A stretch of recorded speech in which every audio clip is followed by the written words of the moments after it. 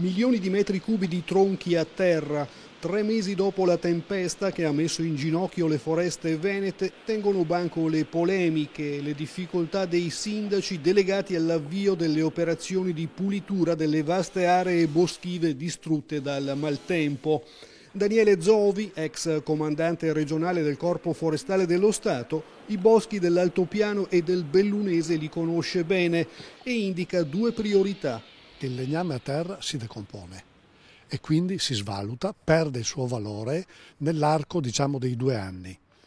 Viene invaso da funghi, da insetti e quindi peggiora come qualità, mentre adesso è ancora legname molto buono, di grande valore.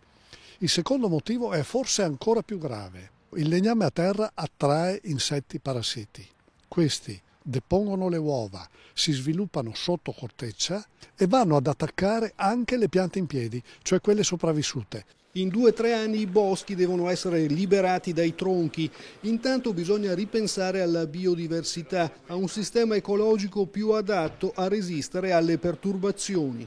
Accanto alle conifere, oggi molto diffuse, noi dovremo anche arricchire la presenza di faggio, di acero, di sorbo degli uccellatori, ma anche di ciliegio selvatico. La biodiversità dovrà essere anche formata da lasciare spazi vuoti, ampie radure, dove trovino il pascolo i caprioli, i cervi, i camosci, le lepri, e dove trovino anche lo spazio le arene di canto per il gallo cedrone, per esempio.